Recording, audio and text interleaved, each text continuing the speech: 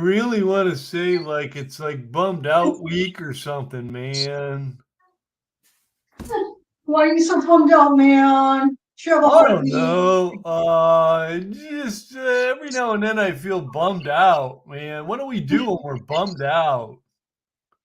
We just wallow in our own sorrow. We eat and we drink.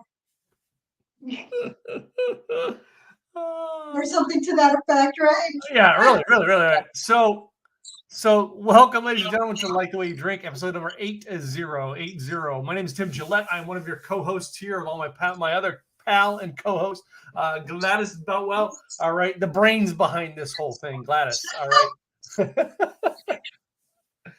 right. Well, good evening. Check out So what are we gonna do today? So I today's think what are we gonna do? idea, we have the last couple of weeks, I went through some illnesses, some sickness, and it made me think of an idea that I talked to Gladys about last week, and she said that'd be a cool idea for a show.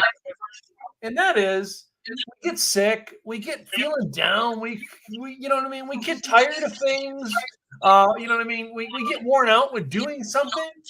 What do you do when that happens, right? I mean, it's a true thing.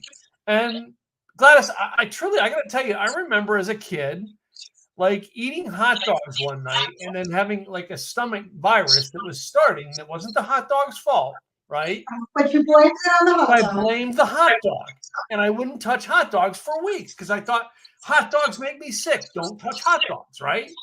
Right? That can go into so many things. I remember the last time I drank Jägermeister and got sick. I haven't touched Jägermeister like that in years. We as humans can overdo something to the point that we get sick of it. We do. And I'm telling you, I was at a German restaurant on Saturday, and of course they had Jägermeister, and I'm like, I can't do it. It's just not my thing. Even though I've never gotten sick on Jaeger, I just couldn't do it. I've drank so many other good alcohols after Jaeger that I'm like, I don't know that I can. I mean, I will at some point, but yeah, it's been a long time for me on Jaeger. I just realized something I didn't bring in with my bottle opener. I was trying to see if I had the spare bottle opener. The glass? Did you forget your glass? I had the glasses, but I didn't bring a bottle opener. I'm gonna have to run out to the kitchen to get a bottle opener. Anyway, but before we do, all right, that whole idea is I thought back to that as we were talking about it because I was feeling sick last week, and I'm like, this happens in life with food and drink, right? We get something that gives us a feeling. It may not be that thing's fault at that moment, but we go, oh man, what are we doing? We're sick of it, right? We don't eat it, and we then go on to other things that for us taste better and are soothing and comforting. Absolutely. But last week we did what we call comfort foods. But you know, we can get worn out eating and drinking the same thing all the time. Do we have favorites? Hell yeah. I have favorites that I'm going to share tonight that basically is something that, you know, I keep on the shelf and I pull out whenever I want something that's calming, but yet I know it's never gonna make me sick. Right. You know what I mean? It's always a go-to. All right. And I have a couple of those. How about you? Yeah. For me, I have a few different things, just depending. There's the stuff that I'm like, okay, what do I want to have when I don't want to think about it. So food-wise, that's what I did. It's what's my easy go-to. And then, and of course, I'm heating up tortillas because my easy go-to is always tacos. Tacos, yeah. It's just easy. I can put almost anything in a taco. And then I have my pico de gallo, and then I'll have my avocado. But then when I was thinking about drink, what is it that I normally would have when I'm just like, what do I want? So one of my go-tos, absolutely, is my Glenlivet. Glenlivet, yeah. Is my go-to. This happens to be the 18. I have a 12, a 14, and 18. And so it just depends on, or is it no, I have a 12, a 15, and an 18. It just depends on my mood. What do I feel like having? And sometimes it's because I had this was in the box of the 14, so I pulled it out one day, and because I'm thinking I'm gonna have the 14 or the 15, whatever it was, and then I was like, oh, you're the 18. I'm like, oh, I'm gonna put you back. Mm-hmm. I'm not having you today. And it was like you're for another day when I'm really feeling down and I really want something that's just extra special. This is my extra special. It's an indulgence for me. The 12 is my go-to, especially if I'm at a bar. But then the 14 and the 15, I will have also. I have Abalor, I have Glenfiddich, I have a variety of Angel's Envy, and then I also have Gentleman's Jack, or Yeah, Woodford yeah. Reserve. So I have different things just depending on what it is. But when I really want comfort, it's the 18. But when I want that easy peasy, I just want something that's easy, then of course I come to the fridge and I pull out a Modelo because that's usually in my fridge. Ah, see. See, I got that same thing, but you know what I mean? It's always a go-to. Corona. Corona. You know what I mean? So the other thing that I do is if I want, and this is the interesting one. So I have LaCroix Mm-hmm. lemon or limoncello. Sometimes I have limoncello. This one's lemon. And so this one, just when I want, because I love sparkling water, but sometimes I want a little flavor in there. And so LaCroix does it. But if I want a little extra, I throw in lemon Yeah, and then I throw in some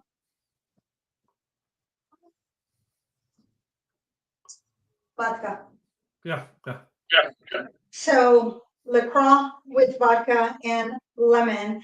And this is just a very yummy flavor. It's very soothing. I find it just perfect that goes with anything. Just like beer. I can pair beer with just about anything, but sometimes I don't feel like the all the stuff that goes into beer because then I might feel a little bloated. Yeah. And so this is very refreshing. And this one's definitely, I just want to sit and just sit with the big cube. Mm-hmm. Sometimes I don't even feel like pulling out the big cube and I just do neat. And it's just a sipping, just nice. That's When the I other thing want I forgot to bring refreshing, in, my big cube. All right. I'm making a kitchen run while you keep talking. very cool. So one of the things that I made today was a pico de gallo. So with the pico de gallo, it's super duper easy to make. It is tomatoes, cilantro, and onions. And you could do yellow onions, sweet onions, purple onions. For the most part, what I do is that I use the scallions because I want it toned down. Today, I did throw in a scallion, but I also had a purple onion, and so I threw in some purple onion. And then I added, usually it's lemon or lime. Today I put in both because I had both of them. So I'm like, hey, I'm going to use both. So lemon and lime, salt, pepper, garlic. You can put in some cumin if you want a little bit of a kick in there, but it is super easy to make. And when you're making guac, the way I make guac, I like chunky guac. So usually for me, the guac is chunky avocado, tomatoes, cilantro, and green onions, the scallions. And then I'll add salt, pepper, garlic. And sometimes I'll do cumin, sometimes I won't. But salt, pepper, garlic is my go-to. Today I opted to separate, and so I just did the slivers because sometimes when I'm having tacos, I want my pico de gallo, but then I want my avocado to just go on top. What I have today for tacos is that I made this um, ground beef with zucchini and potatoes, and it's absolutely delicious by itself. That was dinner yesterday, but that's going to go in my taco. But I also had leftover chicken and leftover potatoes, so that's going to be a separate taco. You can do tacos with ground beef, with pork, with carnitas. I mean, you can go to a Mexican market, and sometimes they already have the prepared meats where you just buy the meat, then go, you get your tortillas, you pick up your salsa, the Mexican market here in Wilsonville, they already have the salsa already made. For the most part, I make mine, but I do have some hot sauce here, so I didn't buy any. But I will get the carne adobada, which is a pork meat that's been marinated. I buy it raw, and then I come home, I make it, and then I make tacos. For me, it's cheaper that way, and I know exactly what I'm putting into it versus the taco. It's whatever they're doing. But I like to have my pico de gallo, my avocado. If it's pork, then I definitely want cabbage. And then the other thing that I brought that I haven't cut up is radish. So radish is a staple at Mexican restaurants, and you can make them into little flowers. In order to get them to bloom, once you cut them, is you soak them in water, and the soaking of the water just makes them bloom beautifully. But it depends on the radish. Some of them are spicy, some of them are not. And so these were part of a dinnerly meal, so I don't know if they're spicy or not. But I brought those. But tacos, and then with homemade tortillas, oh my goodness. It's just an easy meal. Heat up, throw together, pop open a beer, and you're ready to go. So, or get a LaCroix, or for you, Dr. Pepper. Well, no, Dr. Right? Pepper is if I don't want to drink alcohol, I just want something, non-alcoholic. I go to Dr. Pepper. It's my drink. Right. But Dr. Pepper makes a great mixer in a lot of whiskeys. Right, exactly. So it goes very, very well with your cinnamon whiskeys. Very, very well with a good Jim Beam bourbon. Right. So yeah. And one thing with that you can do, do you like to drink out of the bottle, or do you want a dainty glass when you're having your Corona? No. If I'm actually having a Corona, this is my Corona right here, baby. Pop the top, grab my lime, stick it in the bottle, baby. You're I gotta good to watch that go. over my keyboard. There you go. Definitely the keyboard is always key. And then one of the things that I do is that because my fingers are not big enough to cover, I use, and of course my hands are clean, and just wash them.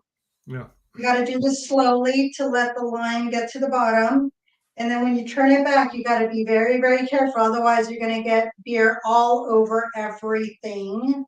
So you very slowly. I've never done that.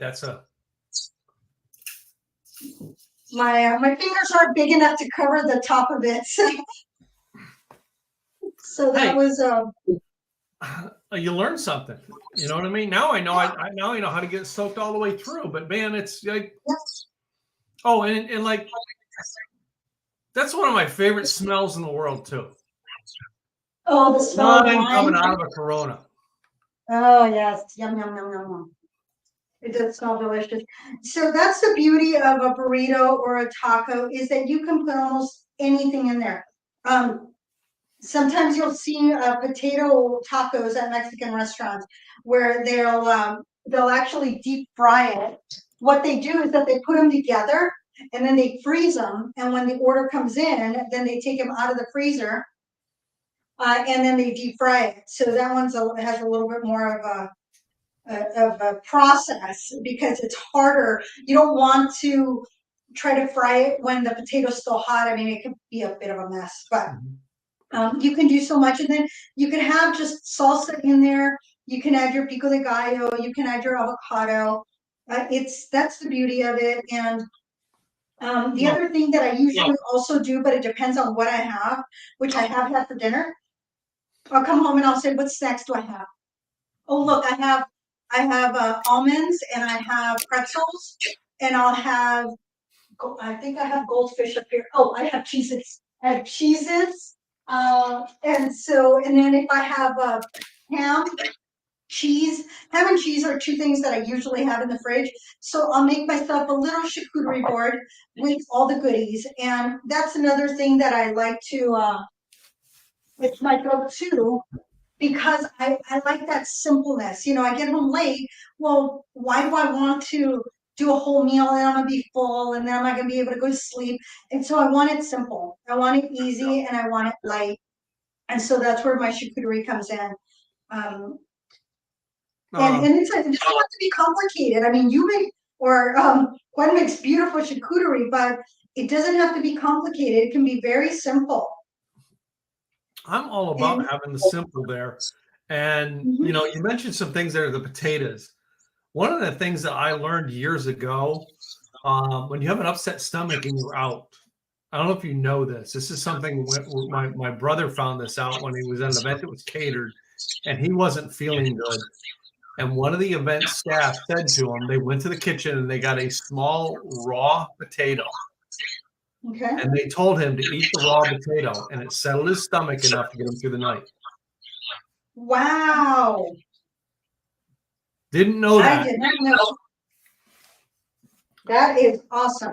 And that's what this podcast is about. There's stuff that we gotta learn. How do we take care of ourselves when we're like, when you get something wrong, you get sick. Okay, how do I alleviate the symptoms now to get me home, to get me, you know what I mean, to get me back to my house, to get me to the office, to get me to my bedroom, bathroom, whatever it is.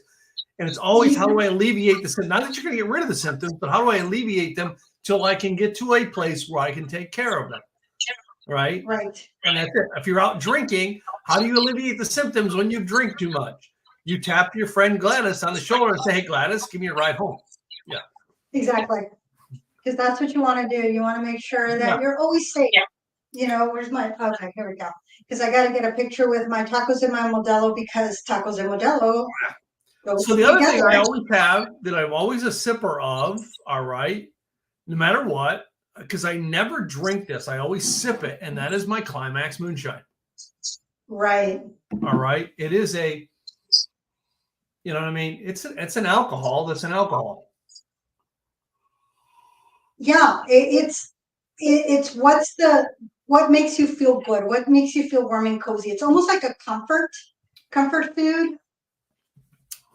Yep. So it just depends on what your flavor is for the moment. Yeah. So this one I'm going to start with my chicken and potato with my pico de gallo, and it's dripping, and that's the one thing with pico de gallo. Sometimes you will get some leftover drippage, so keep an eye on that. Use a fork when you're serving, or make sure that when you're lifting the tomatoes, that you let any of the drippings come down. I've always been about tacos, of having the extra shell underneath to capture all your goodies and make another taco out of it. That's what I was going to say. Make sure that your other taco's underneath so all the stuff falls in. Yeah. But you know what we've been having? It's one of those go-to dinners that we have at our house is we make a taco salad. So everything you would have in a taco, but it's just all in a salad. You take some, some chips, crunch them down, throw the lettuce on it, throw the tomatoes, throw the onions, throw whatever you want in a taco, some ground beef that's seasoned, ground beef. All right. Throw you some salsa on there, some pico de gallo on there. All right. Make your own taco salad. All right. It's a go-to on this house. Very much we do for dinner on a regular basis. The other thing that I've done is nachos. Mm-hmm. Get the nachos, so you still have the ground beef, you still have your pico de gallo, your avocado, your sour cream, maybe some olives, and then shredded cheese. So you lay down a layer of nachos, and then you put the cheese on top, throw it in the oven so that it melts, and then you throw all your goodies on top, leave it on the sheet pan, and then everybody just comes and either has a small plate and pulls to the small plate, or just sometimes just eat right off the. Yeah. If we know there's enough for two of us, so then we're just eating off the sheet pan.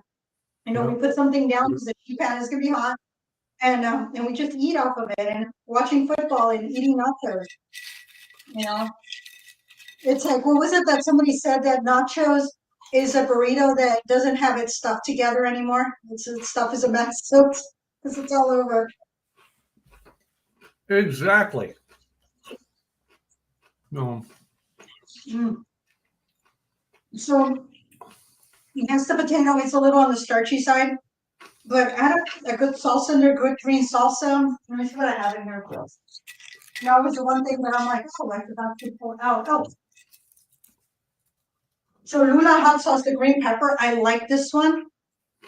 I do like green salsas, I really do. Sometimes they're spicy, sometimes they're not, but sometimes I'll put both of them. But something about a green salsa that just has a different flavor that's pretty yummy.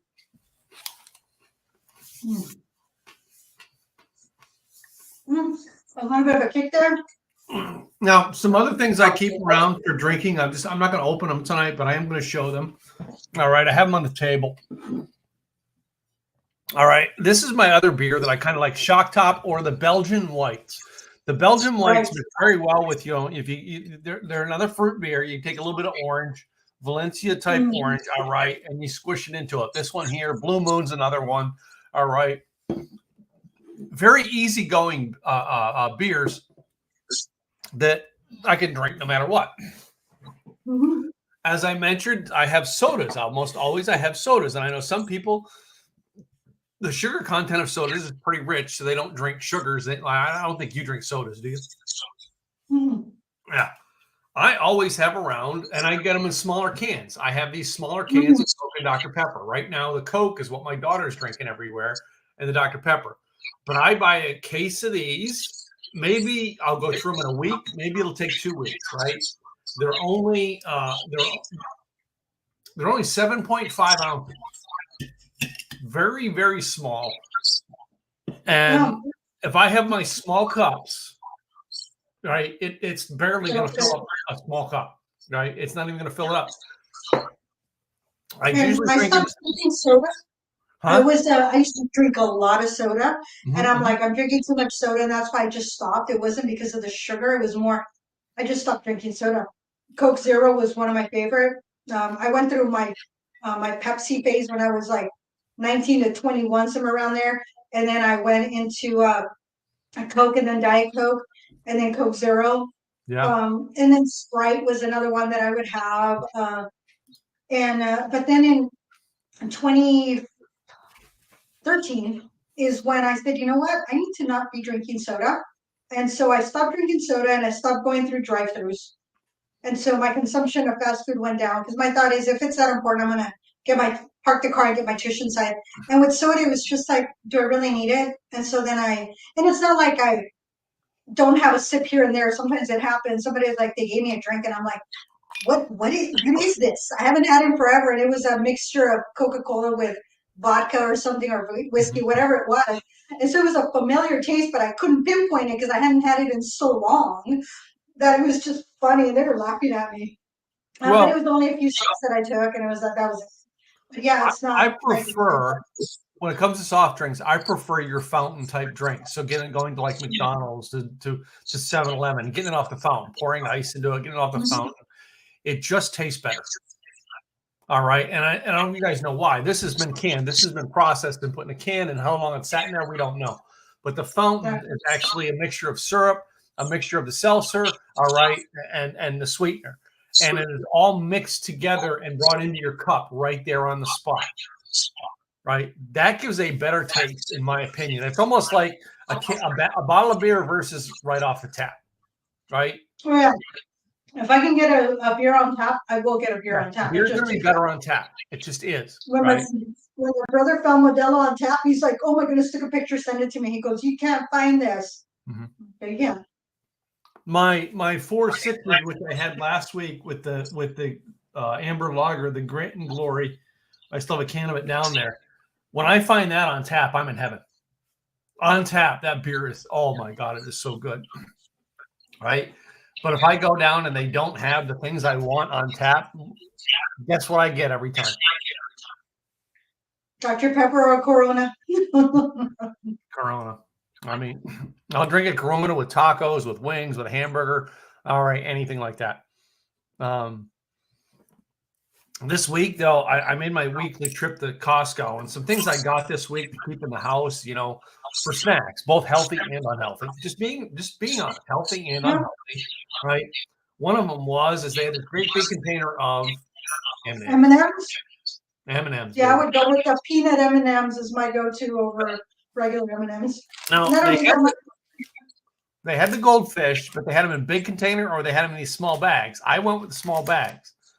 One of the reasons I do things in smaller batches, like if I have a bag of potato chips, I will pull out a bowl and I will put in the bowl. And then when I'm done eating the bowl, I'm done eating, because otherwise you can eat and get into the exact problem we're talking about tonight.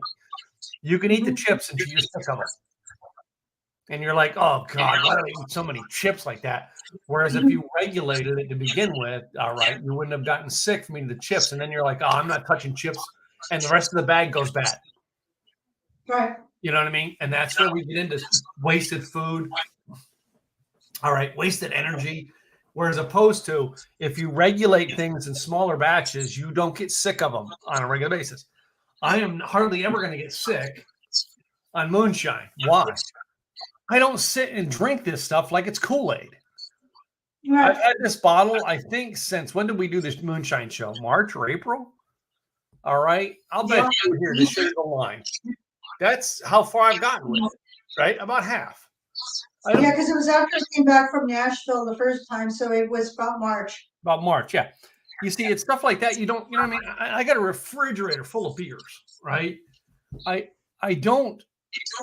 purposely don't get into the point where I get sick of something. I don't drink it all the time because as a child, I would do that. I would eat, drink, whatever it is until I got sick of it. And then if you had a pantry full of it, it was useless. He'd throw it in the trash because it would go bad. And I think as adults, too often we do that as opposed to eating smaller batches of food or smaller portion sizes. All right. Have smaller drinks, smaller amounts so that we don't overindulge, which I think really should have been the theme of it is don't overindulge. All right. And you will actually learn to love what you do more, love what you drink, like the way you drink. All right. Which is the whole purpose of our podcast. Yeah. Yep. Like the way you eat. Right. So, yeah. It's yummy. I definitely like that taco. Both of them. My chicken one, I think I liked it a little bit more. Chicken with potatoes. Yeah. And it could have been because I had the beef and potatoes and zucchini yesterday. And the chicken was left over from Saturday. And so that was or was that lunch? Oh no, that was lunch on Sunday. So the chicken was lunch on Sunday, and then and it was supposed to be a garlicky chicken, and then the beef on Sunday night, and then I had some schnitzel on Saturday. It was German food, so it was like, oh my goodness, I left some of it behind. Oh, gotta have good German food every now and then. So, anyway, yeah, it's that I would go through my chips and salsa phase. I would make salsa, and I usually go through that phase in about spring, summer, where I'll make a batch of salsa, and then I'll buy a bag of chips, and then over a week or so, or maybe 2 weeks, chips and salsa, and sometimes that would be dinner, and other times it would just be a little snack before dinner, just depending on how many I ate, you know. And sometimes with my chips and salsa, I would have an avocado on the side. So then I chop up the avocado, not really make a guac, but just have the avocado that I would throw into my little, again, like you said, you have a bowl and you have the bowl for the salsa. So I'm not dipping into my big jar. I'm putting it from my big jar into a smaller one. Bowl, and then I cut out the avocado in there. So then that way, as I'm dipping, it's this little bowl. And usually my bowl of chips would be about this. Ooh, schnitzel. Yep, I know. Everybody was thinking it, dude. Yeah, it was so delicious. I had sausage and schnitzel and German potato salad and German purple cabbage and mashed potatoes. Oh my goodness, I got the feast. I got a little bit of everything. But yeah, it's all about that portioning and being satisfied and really enjoying it. Because then once you enjoy it, you're like, okay, I'm satisfied. And that's the whole purpose, is to be satisfied with the food we're eating and the drinks we're having. And there's been times that I have a drink and I don't finish it. And it's like, I feel bad that I didn't finish it, but at the same time, I'm like, yeah, no, I don't need it. Yeah, but to be fair, you really can't find that many 8-ounce Coronas. There's a smaller version. You know what I mean? It's the size they get it in, right? Yeah. On our mixed drinks, I have both my Iron Wolf bourbon here as well as my moonshine, right? This I can pour it into a glass. I can use a shot glass, all right, to measure what I want and know that's how much I'm drinking. So vodka is another one that there's so many things that you can do with vodka. You can mix vodka with almost anything. somebody had posted it's a sparkling water, fizzy Mhm. water that is called ice, and there's a grapefruit one, and so they said they paired the Tito's with it, and they're talking about the zero sugar and this, that, and the other, gluten free, and I'm like, yeah, we've been doing that with the ice drinks forever and a day. It's just a mixer. Sometimes it's with Gatorade. You get a orange Gatorade or apple Gatorade or purple Gatorade or whatever Gatorade, and you add a shot of vodka. Because now you're getting your hydration, you're getting the flavor, but you're also getting, some vodka in there. So that's the beauty of vodka, is being able to mix it. But making sure you also have a decent vodka. You don't have to have the top shelf vodka, but you also don't want, your what is it? Uh remember HRG or something. It's the bottom shelf. You can get a whole gallon for like $3. Yeah, no, I Because wouldn't drink it'll that. make you sick. You don't want to get sick on your No. drink either. But this is like very refreshing, very easy to drink, very easy to make, very easy to mix with a LaCroix. Yeah. And the thing is, you don't have to put in a whole shot. Sometimes I just put in a splash.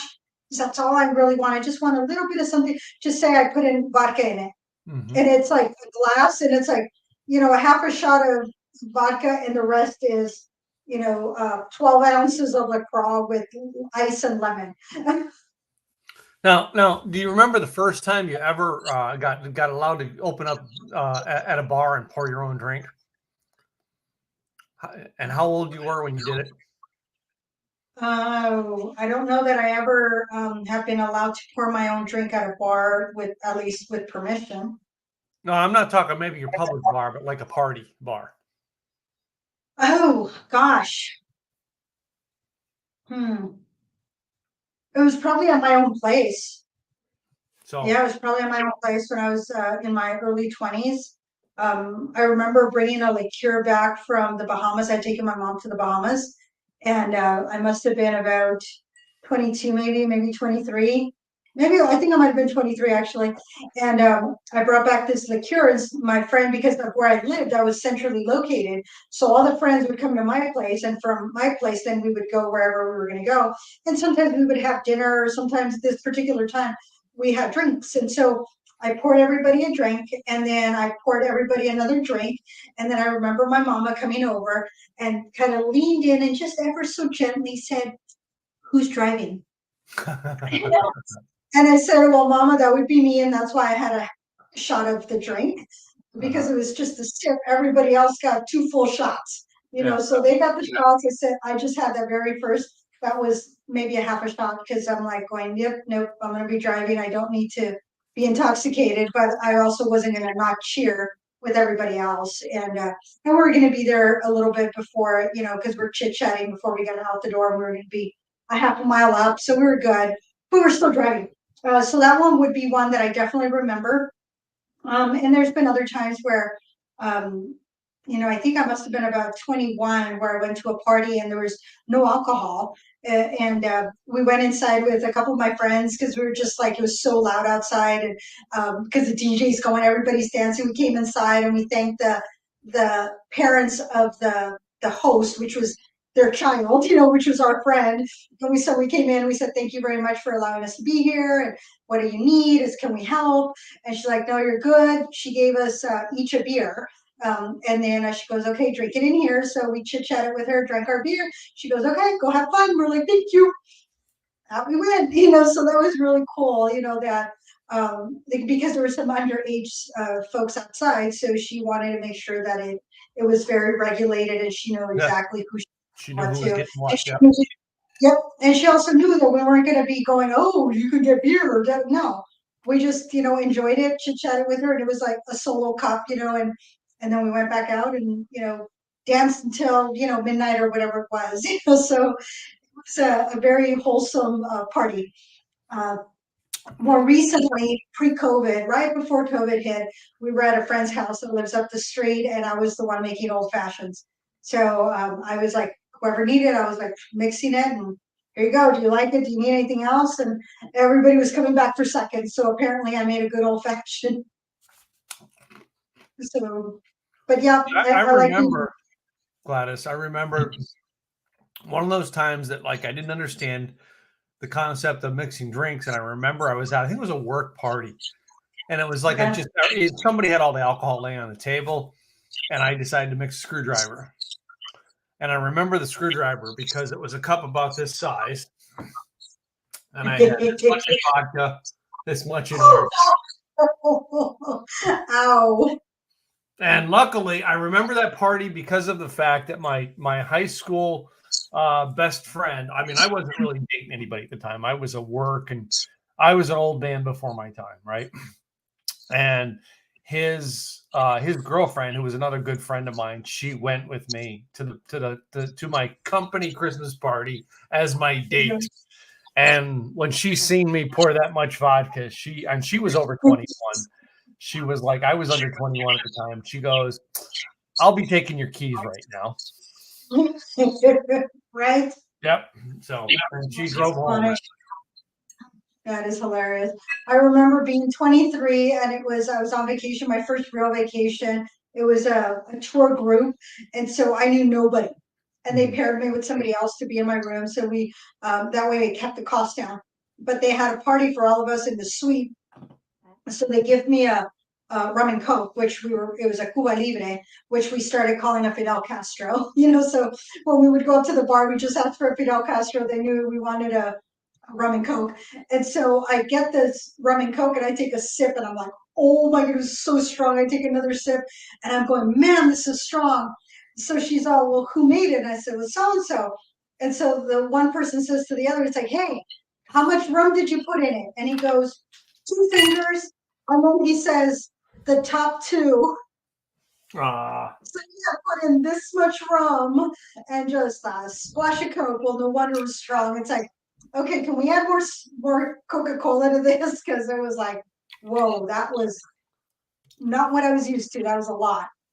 So yeah, it's knowing if it's too much, it's okay to say, yeah, no, this is a little much. Let's tone this one down. Give me another cup. Let's balance it out. There's 2 drinks out of this one, but I'm not going to pound it all at once.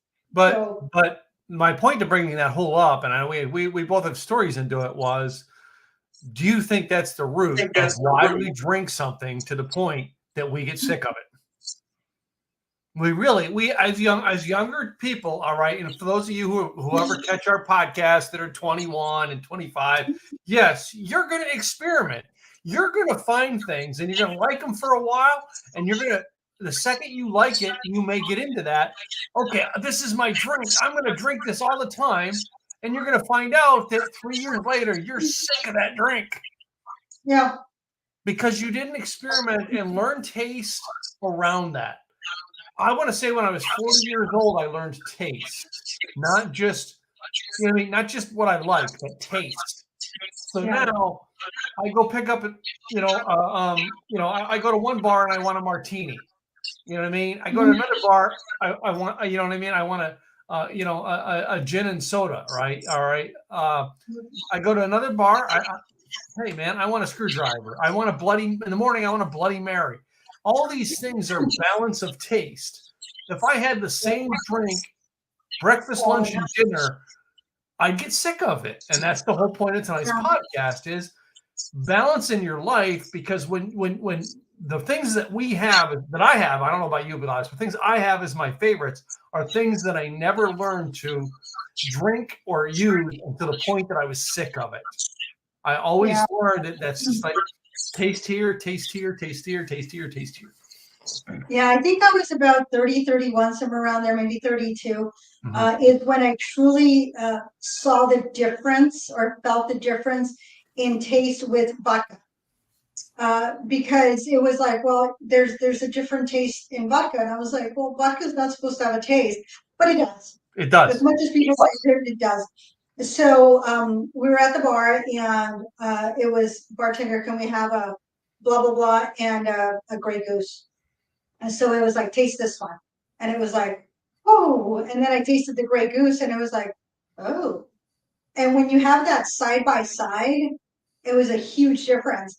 And then a few years later, I remember being in Vegas and they had a 3-for-1 in martinis because that was my martini phase. I got into martinis. I was drinking dirty martinis.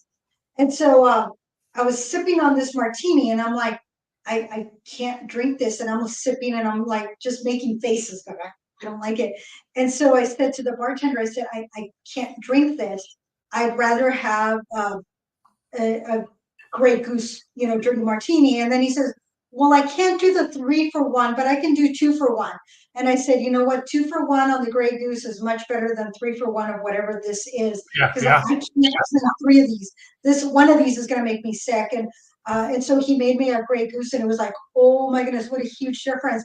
And then I thought back to when I learned the differences between Grey Goose and bottom shelf. It's like Or this. in our case, being my favorite here in Texas, Dripping Springs, and then you send me Crater Lake. Yeah. Mm-hmm. Yeah. And so that it makes a huge difference. And just comparing and tasting like I love to, and we've done this before where we're going to drink something for the first time in a cocktail, and we will taste it first before we put it into our cocktail, because we want to know, what does it taste naked? What does it taste virgin without anything else? Yeah. And then that gives us an idea of what it should make our cocktail taste like. So that makes it a lot more fun. A Glenlivet. So I have my special hot cocoa. That's another go-to drink for me. Special hot cocoa. And for me, special hot cocoa is and if I'm being lazy, I won't make the Mexican one, but I'll have my little abuelita Swiss. It's like a Swiss Miss, but it's the Mexican Swiss Miss. It's not as watered down. It's richer. And so that with a bourbon or a whiskey. But I would never put a scotch in my cocoa. It just, I know. I could imagine scotch with cocoa, but yeah. I might have it next to it, but I won't have it in it. But I'll put in, no problem, whiskey or bourbon in my hot cocoa. So I'm very particular, on the things that I do. It's Tito's. I like Tito's, but a lot of times I use Tito's for mixing. If I want to sip, it's Crater Lake that I'm going to sip on. So it just depends on, or I'm going to use the Tito's, and I have a big old bottle of Tito's at the office, and the crump, it'll taste good. Have it by itself, I could, but it's not, if I want a sipping vodka, it's Crater Lake or above. If I want, something in my drink, so it all depends. And I think you do the same thing, that depending on what you want to drink, you're going to pick the appropriate alcohol that's going to go into it. That's not your sipping alcohol. Now, we can take that off of alcohols and we can go to wines.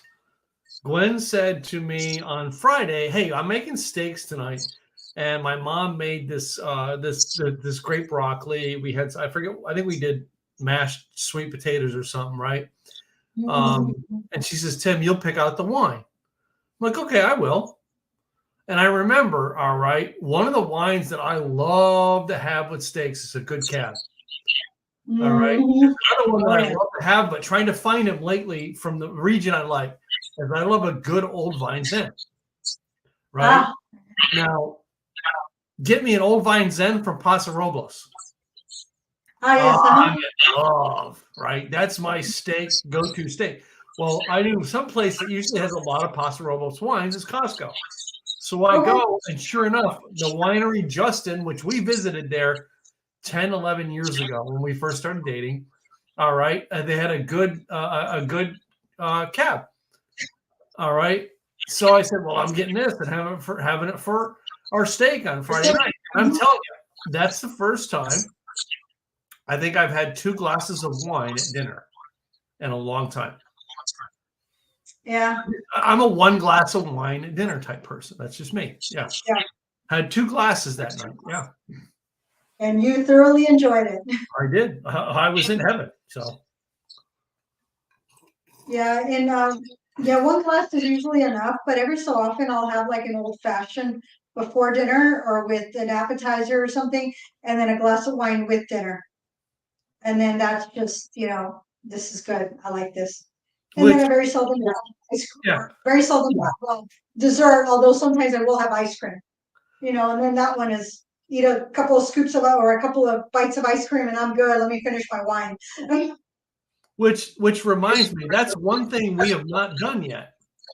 After dinner, an ice wine. The process of iced wines. I mean, you've had them. They're great dessert wines. Oh my God. But you don't, in my opinion, you don't go to your local liquor store to find good ice wine. You go to the freaking vineyards to find it. And literally there ain't enough left from the people that visit the vineyard per tasting to be able to send a distributor to get to the store because they sell out at the vineyard. Right. So yeah, some of the things that you find at vineyards, you can only find it at the vineyards. And it's still worth going out and trying them out. And that's one thing that I haven't done enough of is I've done some exploring here in Oregon and there's so much to try that it's like, why haven't I done more exploration while I've been here? I remember before my mom passed away, so it was November 2015, I took her wine tasting. And so she would taste a little bit, but she's a very, very lightweight. So she would taste a little bit of this and a little sip of that, and it's like, just taste it, Mom. She's like, oh, this is making me dizzy. And it's like, Mommy barely touched it. It was like a tiny little barely tasted it. And she's like, oh my goodness, I'm lightheaded. But yeah, that was one of the last times that going wine tasting to that extent where we're stopping at different places. Just it was more to get her out, check the places out, check out the llamas, the little country stores they might have, and walk along the vineyards because even though it was chilly, it wasn't raining, and so it was conducive to being out there and really checking things out and enjoying just the ambiance of what is Oregon in November. So that was a lot of fun. Yeah, so some of the memories from my mama. Wow. Yeah. See what you bring up, memories, you start talking about wine. Wow. So what your food? I know you have food and I have not seen your food, mister. All I really had was snacks tonight. I had some chips that I'm chewing on. I mean, I've had the M&Ms. I literally was thinking of just snacking tonight. I really wasn't. I didn't prep food. I really was. I was tempted to go get me a hot dog and a cheeseburger because cheeseburgers I'll always eat, and hot dog was the one that story that I started this whole thing with was a bad hot dog. So, and I thought about it, but I'm like, nah, I'm just gonna go with chips and light stuff, and then enjoy dinner with my family because my wife's gonna cook a good steak on my grill. So, anyway, Yum. So, do you have any leftover wine for that? Of course. I've got a whole rack full of wine. I'm just saying. Yeah. Yeah, wine is always good. My go-to has been the Pinot Noir just because Oregon makes a delicious Pinot Noir. They do. But Cab was what got me into reds. Mm-hmm. Geyser Peak, Cab, that's what got me into reds. And since then, I started appreciating reds a heck of a lot more. And it just depends on what flavor palette I want. But yes, a Cab always stands up beautifully to a steak. It just holds its own and it just gives more flavor to that steak. So, drooling over it. Yeah. So, all right. Well, this has been a fun broadcast. All right. And it just goes to show, ladies and gentlemen, that the art of drinking and drinking to enjoy has many facets to it. That's why we do this podcast. Absolutely. Enjoy it, experiment, try new things, be safe when you're doing it. If you want to try something and you're with a friend, hey, get one shot of something and then split it. You don't have to drink the whole thing. It's okay. And then if you are like, well, I don't know if I cared for this vodka, then say, hey, can you make a mixed drink with vodka? And then you just pour it into your mixed drink and there you go. You just had it masked in with everything else that is mixed into whatever you're getting. So there's various ways of trying things out, but moderation and being safe when you're trying new things. And if somebody has something that you're like, oh, I was wondering about that, ask for a taste.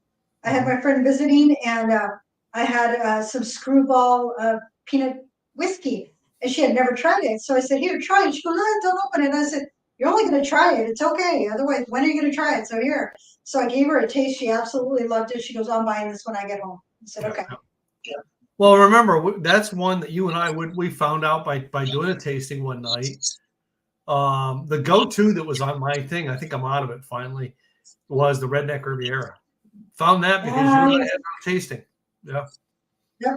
Yeah, I still have a little bit left because it was given to me as another agent. I've been helping her out with some groups. And so she gave me a bottle of Adelor and a bottle of Redneck Riviera. So Exactly. that's still at the office. Yep. I'm like going, oh, that's my special one. So that's good stuff. Cool. So, all right. Well, before we go, there's a couple things we got to mention before we go. Number one, we have an insiders club. Now I'm going to give you the details about it tonight. Usually I have, it's costing. Sometimes Gladys does it. Sometimes I do it. But tonight I'm going to do it. Right? You okay with that, partner? Absolutely. You threw it at me the last couple of weeks. About time, Mister. Yeah, it's about time. Yeah, I got. Yeah. So our insiders club was something we designed to do. Number one, to do private tastings. This means that right, these things where we taste a little bit here, a little bit there. All right, where we're trying to pick stuff for the show. You will be on exclusive little small groups. All right, in a Zoom room, not on the broadcast format, but in a Zoom room with Gladys and I, where we actually will taste and we'll get your opinion on a drink to actually do it. That's number one. Number two, we are looking towards doing parties, events, one-on-one, or not one-on-one, but one as a group at different wineries, different places. We're going to focus mainly on Oregon and Texas because those are the two places where we both live. So we're not going to do it too far from where we live to experiment, but eventually we'll plan out to other areas in the country, being like Napa and stuff like that. Lastly, we are actually having made specialty alcohols with our branding onto it, specifically put together with you in mind. The Insiders Club are the ones that get that. Now, there is no fee to join the Insiders Club. If an event comes up, the fees that you have to pay is to come to the events. We don't pay your airfare. We don't pay your tasting fee at the winery. That's where you have to pay. That's being honest with you guys. It is free to join. However, you must be 21 years of age, and there is a questionnaire onto it to put your birthday in. We need that recommendation, and we will need that information to make sure you're in the club. Most of our listeners are way over 21 anyway. That's not a problem.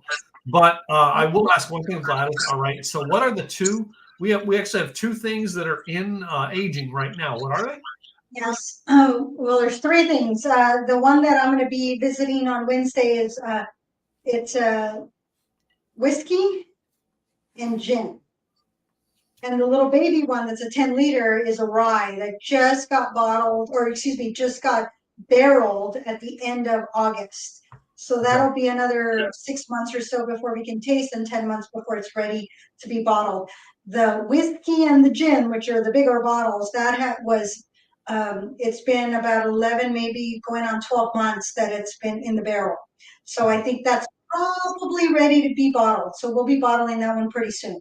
So we'll see if we let it age a little longer, if we let it bottle, or if we get it to bottle now. So I'll be talking to the distiller on Wednesday about that. Okay, cool. So that'll be kind of fun. And we're only getting out of the big barrels only about 20 to 24 bottles, and out of the little baby 10-liter, we'll get about 10 to 12 bottles. Yeah. So batches are fairly small. Can we go bigger? Absolutely. But the bigger the barrel, the longer it takes to distill. But if people are interested, we definitely can do it. It's once as we continue to grow the Insiders Club, you know what? It's free. We like free. I like free. And then you get to get the information ahead of everybody else, and your decision. Do you want to do X with us, or do you want to join for something else? You'll get recordings. You'll get different access that nobody else will have. So make sure you go to likethewayyoudrink.com and register for Insiders Club for free. Cool. All right. And lastly, all right, the last things we have on this, guys, tonight is this broadcast is brought to you every week. Whether you're listening to it live or you're listening to it, is brought to you by Gladys and I's businesses. Both of us have businesses that we work during the week. This is our little fun side thing. I don't know if you want to call it a side business. This is a side play thing, really, for both of us. Yeah. And it's done with both of us. Both of our businesses is what helps make this possible. So, Gladys, I'll let you go first. Tell us about your business. Absolutely. Gladys Boutwell, Insurance by Design, helping employers attract and retain quality staff. Are you having trouble attracting staff or keeping them? Hey, you know what? Sometimes just with a few little tweaks, a few little things, you can get them to stay, because if they know that you care, guess what? They're going to stick around and they're going to take really good care of your clients or your customers, which means it's going to hit your bottom line. That's always a good thing. There's 101 different ways that you can attract and retain quality staff through those benefits. If you want to have a conversation, give me a holler. Go to insurancedesignpros.com. On the upper left-hand corner, you will see a little button that says 101 employee benefits for all budgets. Click on that. Guess what? I'm going to be notified when you do that. You'll get the report. That one's just a report. My book should be coming out over the next few weeks, and you'll get a copy of that too. But we can have the conversation, and if I cannot help you in your state, guess what? I will find you somebody who can help you. Go to insurancedesignpros.com. I'm Gladys Boutwell with Insurance by Design. And this is my co-host. And my name is Tim Gillette, and I run a company called Simple Easy Websites. Now, I have the trademark, this thing called Simple Easy Marketing. It's all about finding simple and easy ways to get your message out so that you can find new clients, new customers, to keep the balls rolling, ladies and gentlemen. We created Simple Easy Websites to do just that. It's your online business card showing people how to, A, find out who you are, B, know what you do, and C, how to get a hold of you. Our Simple Easy websites start with everything from the basics to get you going all the way up to an automated system that will actually get people with sales and money going into your bank account even in the middle of the night. Just saying. All right. SimpleEasyWebsites.com. You go about halfway down the page. I got a thing up there right now called a website planner. Get that for free. Find out about how you need to plan out your website. Make sure your website's doing its job. Because if your website's not making money, we can fix it. Just saying. That's it for me tonight.